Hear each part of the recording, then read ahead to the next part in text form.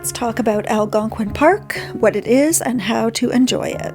Algonquin Park is Ontario's first and largest park.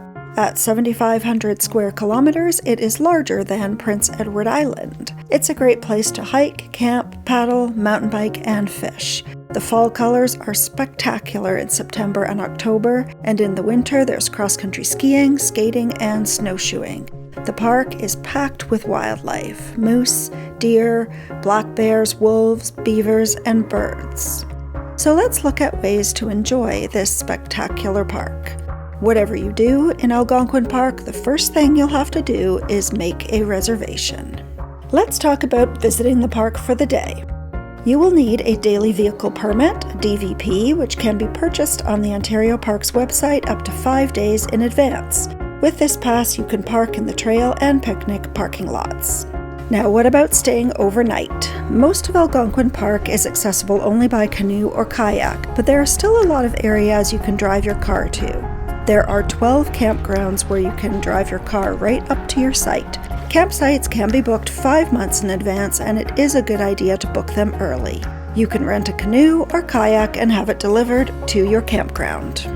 Other options for staying overnight are roofed accommodations at the campground, that's cabins or yurts, but there are very few of these. There are also a few resorts within the park with hotel-like accommodation and restaurants.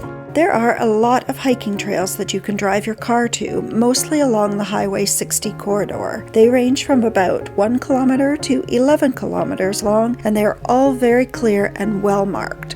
At the parking lot for each hiking trail, there is a map and a description of the trail. The further you go into the park, the more likely it is that you will see some wildlife. The hiking trails that you can drive to are usually quite busy with people, so you're not likely to encounter a bear. If you walk along and talk or make some noise, any bears nearby will tend to stay away. If you do see a bear, try not to startle it, back away slowly, and go back the way you came.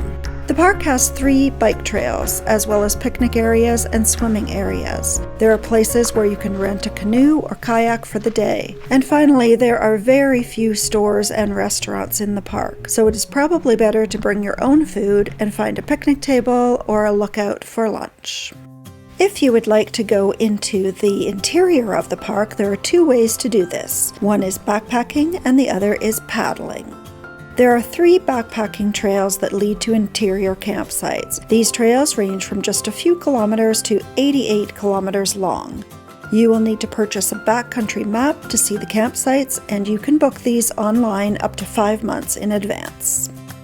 You could paddle a short distance to a campsite to stay there for a few days, or you could go further into the park on a multi-day paddling trip.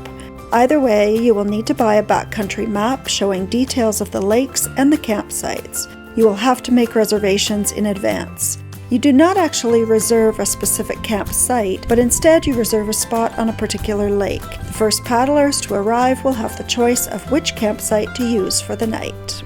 You can rent equipment from a Portage store within the park.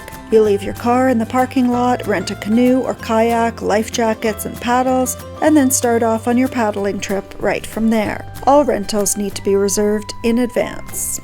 Not all the lakes are connected by water, so to access some of the lakes on a paddling trip, you will have to go across land. This is known as a portage. This involves carrying your canoe or kayak as well as all of your gear across some land. The portage could be just a few hundred meters or several kilometers, depending on your paddling route. Going on a paddling trip involves a lot of planning.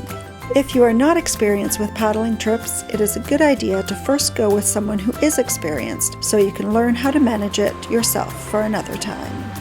As you can see, Algonquin Park has something for everyone. It is a beautiful place to visit, and I hope you have the chance to get out and experience it.